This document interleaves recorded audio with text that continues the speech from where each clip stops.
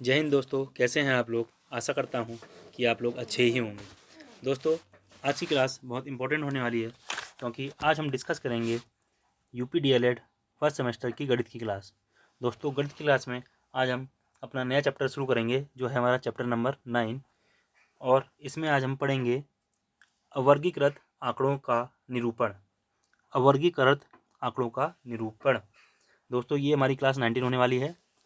दोस्तों, इससे पहले मैं क्लास 18 तक पढ़ा चुका हूँ और उनको एक प्लेलिस्ट में डाल चुका हूँ।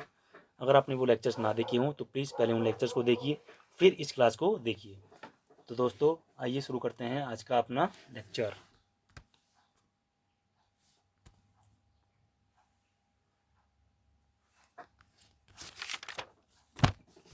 देखिए दोस्तों, आज हम शुरू करेंगे अपना चैप्टर नंबर 9 जिसमें हम क्या पढ़ेंगे, अवर्गीकृत आंकड़ों का निरूपण। अवर्गीकृत आंकड़ों का निरूपण।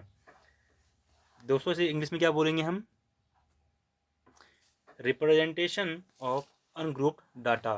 Representation of ungrouped data. ठीक है दोस्तों, अनग्रुप्ड डाटा। आइए देखते हैं क्या होता है। आंकड़ों को दर्शाने के लिए अनेक रेखा चित्रों का उपयोग किया जाता है। आंकड़ों को दर्शाने के लिए अनेक रेखा चित्रों का उपयोग किया जाता है। मैं आपको बताऊंगा कि किस तरह से अलग अलग हमारे ग्राफ हैं, उनकी मदद से हम किस तरह से आंकड़ों को रिप्रेजेंट यानी उनका निरूपण करते हैं। चलिए आइए देखते हैं।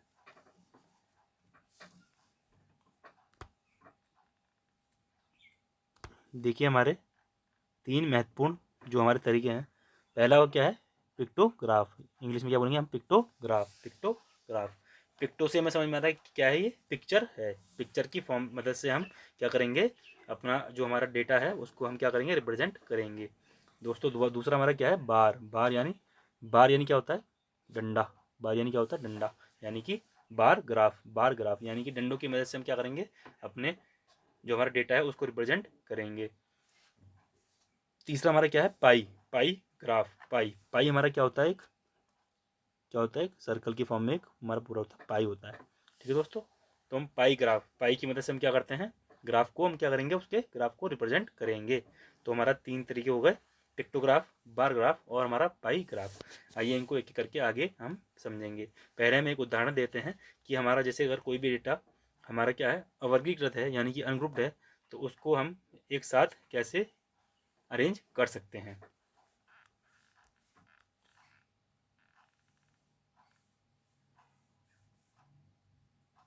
देखिए दोस्तों, हमारा प्रश्न नंबर 1 क्या है। माना किसी विद्यालय की कक्षा पाँच के 10 बच्चों के गणित विषय के प्राप्तांक अंक निम्न है। क्या है, देखिए प्राप्तांक क्या है हमारे, 35, 20, 15, 7, 42, 37, 38, 47, 9 और क्या है 12। ये हमारे क्या है, 10 बच्चों के क्या है, हमारे अलग अलग नंबर हैं। मतलब कि एक को 100 में से मिले 35, दूसरे को मिले 20, तीसरे को मिले 15, चौथे को मिले 7। इस तरह से हमारे इन सबको हमारे क्या मिले, नंबर मिले। अब मुझसे देखिए क्या क्या पूछ रहा है, मुझसे देखिए क्या क्या पूछ रहा है। देखिए मुझसे क्या क्या पूछ रहा है। पहला मुझसे क्या पूछता है, देखिए 17 से कम अंक के 17 से कम अंक के छात्र अनुत्तीर्ण माने जाएंगे। सबसे पहला दोस्तों ने मुझसे क्या बोल दिया, 17 से कम अंक के छात्र अनुत्तीर्ण माने जाएंगे, यानी कि जिनके नंबर 17 से कम है वो क्या है, अनुत्तीर्ण है। दूसरा मुझसे क्या बोल रहा है, बताइए। दूसरा मुझसे बोल रहा है 30 या उससे अधिक वाले फर्स्ट आएंगे। 30 या उससे अधिक वाले यानी कि जिसके 30 से ऊपर नंबर हैं वो मेरे क्या है, मेरे क्या है, बोलिए फर्स्ट हैं। तीसरा मेरा है 17 या उससे अधिक अंक वाले उत्तीर्ण होंगे। 17 या तो 17 हों या तो उससे ज़्यादा हों, वो मेरे क्या होंगे, बताइए क्या होंगे, उत्तीर्ण होंगे। तो आइए हम सॉल्व करते हैं। पहला क्या बोल रहा है, 17 से कम अंक हैं तो वो क्या होंगे, अनुत्तीर्ण। तो देखिए 17 से किस किस के कम है, एक तो ये 15 वाला कम है, एक ये 7 वाला कम है 15 से, एक ये 9 और ये 12। यानी कि मेरे ऐसे कितने छात्र हो गए, बताइए मेरे ऐसे कितने छात्र हो गए, 4 मेरे ऐसे छात्र जिनके 17 से कम अंक है। दूसरा बोल रहा है 30 या उससे अधिक अंक वाले क्या फर्स्ट हैं।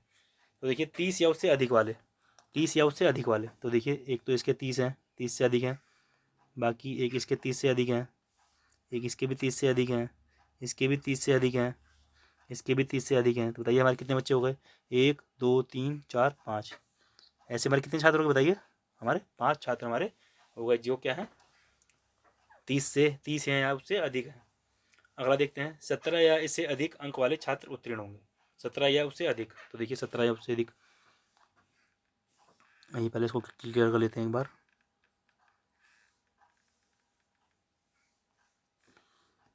देखते हैं, देखिए 17 या उससे अधिक, देखिए 17 उससे अधिक है, बिल्कुल है। 17 या उससे अधिक है, बिल्कुल है। ये नहीं है, ये नहीं है।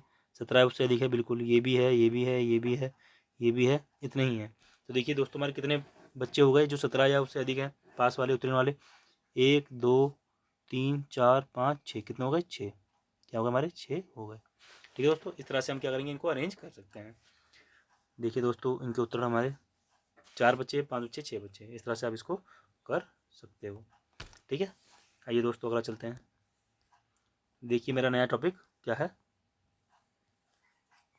पिक्टोग्राफ। क्या है? पिक्टोग्राफ। देखते हैं पिक्टोग्राफ को एक क्वेश्चन की मदद से हम कैसे करेंगे।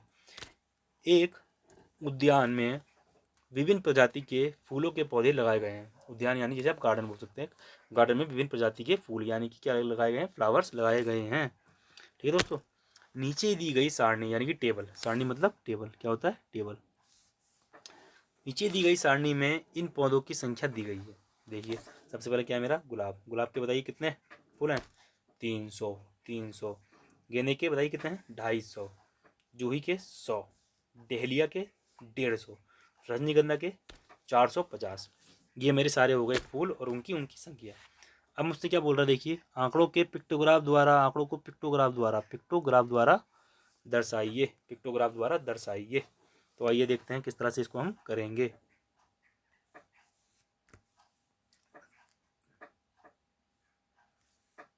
तो देखिए सबसे पहले मैंने क्या करा, जो मेरे ये अंक थे ना, आइए मैं आपको एक बार फिर दिखाता हूँ।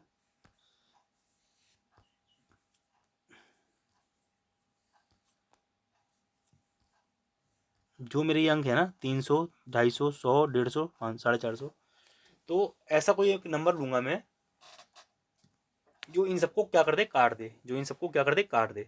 ताकि मेरा ग्राफ है, अब क्योंकि मैं 300 फूल तो दिखाऊंगा नहीं एक तरफ पिक्चर के थ्रू में, तो मैं क्या करूंगा? इसको क्या करूंगा? कम करूंगा, यानी कि छोटा करूंगा।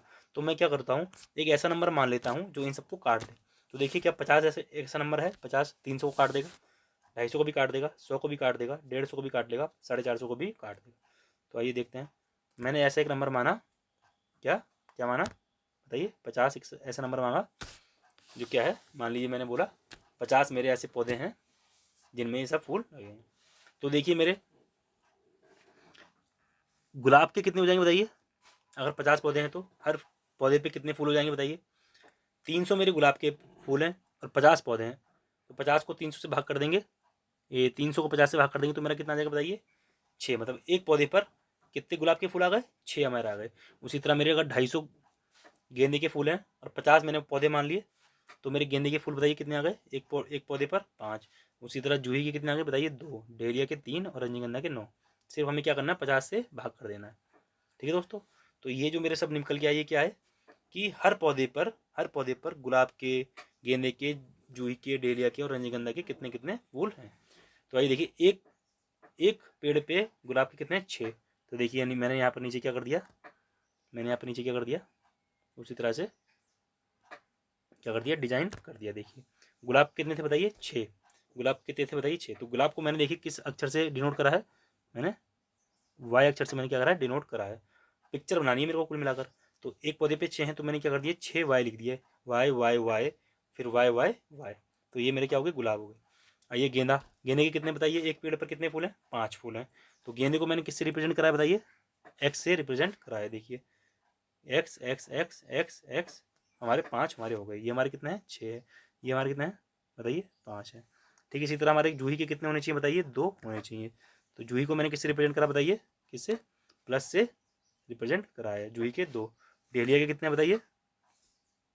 डेलिया को मैंने किससे रिप्रेजेंट करा है? एक मान लीजिए हमारा क्या है? रोम्बस। रोम्बस यानी ईंट जैसी आकार से हमने इसको रिप्रेजेंट करा है। डेलिया के मेरे कितने बताइए? 3 हैं। जूही के मेरे 2 थे। ठीक, उसी तरह मेरे कितने हैं देखिए? रजनीगंधा मेरे कितने हैं? रजनीगंधा मैंने किससे करा बताइए? वर्ग से, यानी कि स्क्वायर से करा। रजनीगंधा बताइए मेरे कितने थे?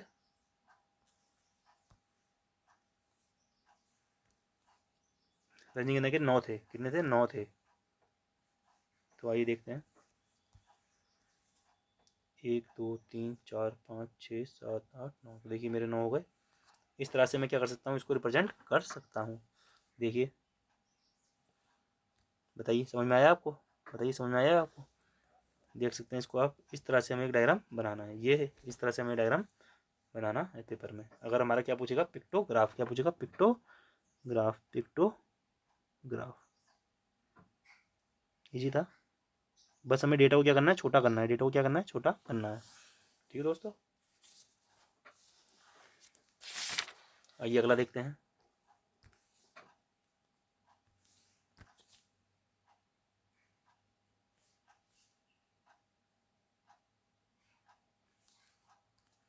देखिए क्या बोल रहा है, बार ग्राफ, बार डायग्राम यानी बार ग्राफ। किसी विद्यालय में वर्ष, इसको भी एक प्रश्न करेंगे हम, उसकी वजह से सॉल्व करेंगे। किसी विद्यालय में वर्ष 2017 से 2021 तक की वर्षवार प्रवेश दर लगभग नहीं है। प्रवेशवार दर, वर्षवार प्रवेश दर कितनी, मतलब कितने कितने बच्चों ने कितने कितने साल में एडमिशन लिए हैं। प्रवेश दर, प्रवेश दर देखिए, वर्ष 2017 में बताइए कितने बच्चे, कितनी दर है उसकी, 20 दर है। कितनी? 20। 18 में बताइए कितनी है? 30। 19 में 35। 20 में 40। 21 में 45। देखिए हम देख पा रहे हैं कि लगातार क्या है, बढ़ती हमारी जा रही है। ठीक है दोस्तों, अब मुझसे देखिए क्या बोल रहा है यहाँ पर, आंकड़ों का दंड चित्रो। दंड मतलब यानी कि वही है हमारा बार। बार मतलब इंग्लिश में क्या बोलते हैं हम, बार, हिंदी में दंड। क्या बोलते हैं? दंड। दंड चित्रों द्वारा मुझसे क्या बोल रहा है,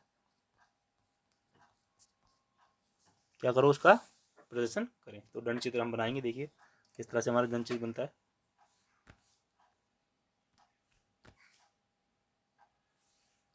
देखिए ये मेरा क्या है, दंड चित्र बना हुआ है।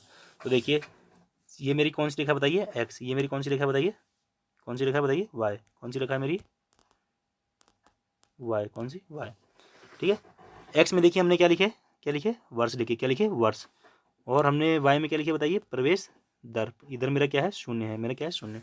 तो देखिए इधर मैंने बनाया 2017, फिर बनाया 2018, 2019, 2020, 2021। ये मैंने बना दिए। फिर इधर मैंने देखा, क्वेश्चन में क्या दिया था बताइए मेरा, क्वेश्चन में मेरा दिया था देखिए 20, 30, 35, 40, 45।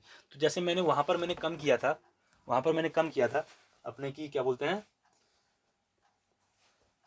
300, 350, 400 दिया था। तो वहां पर मैंने डेटा को कम किया था। इस तरह मैं यहाँ पर भी डेटा को क्या करूँगा, कम करूँगा।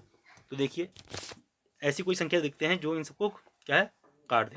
तो देखिए यह है 20, 30, 35, 40, 45। यानी कि अगर मैं 5 लेता हूँ, तो देखिए ये सबको काट देगा, सबको काट देगा। ठीक है दोस्तों, तो देखिए मैंने 5 लिया, तो मैंने क्या करा, जब मैंने 5 लिया तो मैंने 5 के गैप से क्या लिखा, 5 के गैप से क्या लिखा, अपना बार ग्राफ बनाना शुरू करा।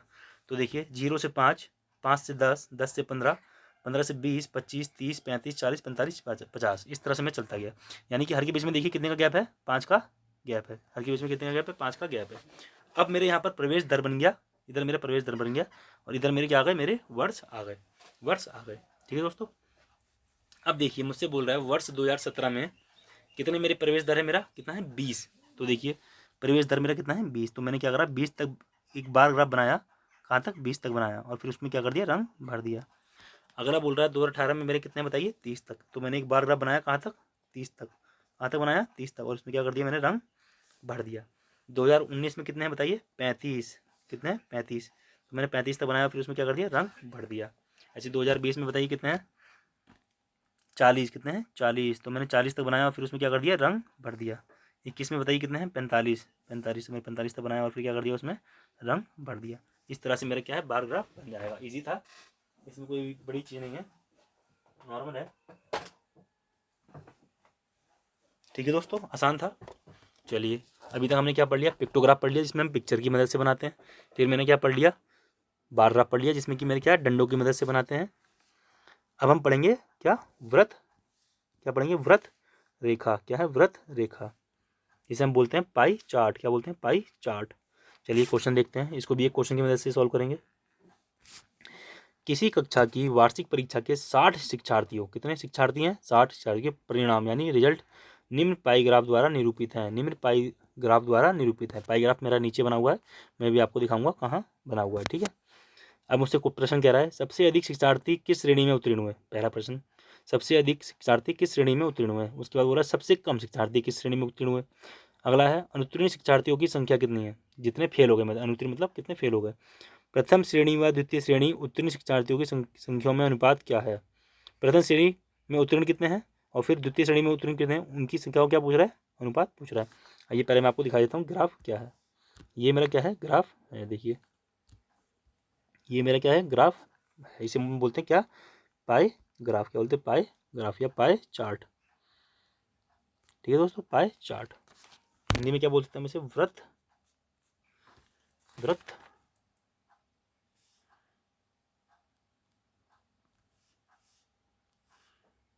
वृत्त रेखा,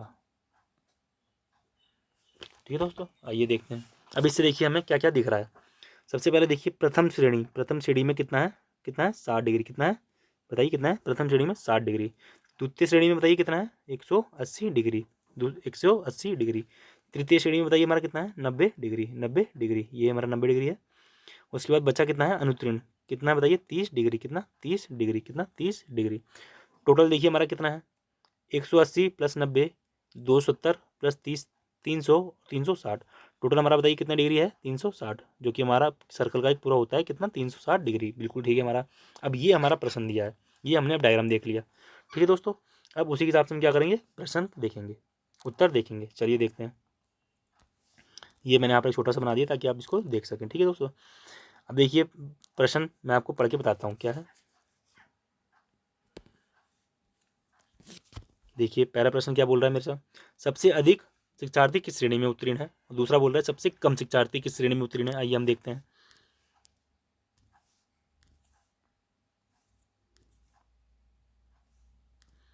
देखिए सबसे पहला था सबसे अधिक शिक्षार्थी किस श्रेणी में उत्तीर्ण है, बताइए। तो देखिए सबसे ज़्यादा किसका है 180 डिग्री पूरा, ये इसका मतलब सबसे ज़्यादा इसमें ही पास है मेरे, है ना। तो हमारा कौन सी श्रेणी बताइए, द्वितीय श्रेणी, यानी द्वितीय श्रेणी हमारा क्या है सबसे अधिक। सबसे कम किस में पास है, देखिए सबसे कम क्या है। अब ये तो अनुत्तीर्ण वाला है, हमें चाहिए उत्तीर्ण वाले। सबसे सबसे कम शिक्षार्थी किस श्रेणी में उत्तीर्ण है, तो देखिए सबसे कम किस में है, ये मेरा 90 है, ये 180 है, ये 60 है, देखिए 60। तो 60 मतलब प्रथम श्रेणी, मतलब प्रथम श्रेणी, इसमें क्या है सबसे कम उत्तीर्ण है, सबसे कम उत्तीर्ण है। अब मुझसे कह रहा है अनुत्तीर्ण शिक्षार्थियों की संख्या कितनी है, तीसरे में देखिए क्या पूछ रहा है।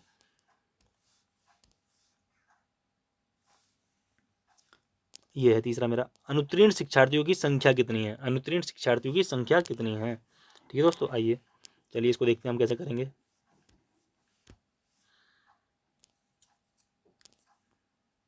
चलिए अब देखिए, मुझे पता है, मैंने अभी आपको बताया कितना टोटल होता है डिग्री, 360 डिग्री होता है एक वृत्त का हमारा, क्या एक हमारे सर्कल का कितना होता है 360 डिग्री।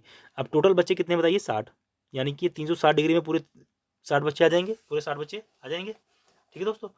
अब देखिए अनुत्तीर्ण कितने बताइए 30%, कितने हैं 30%, यानी कि 30 डिग्री, सॉरी 30 डिग्री, कितने बच्चे हैं 30 डिग्री बच्चे मेरे क्या है अनुत्तीर्ण।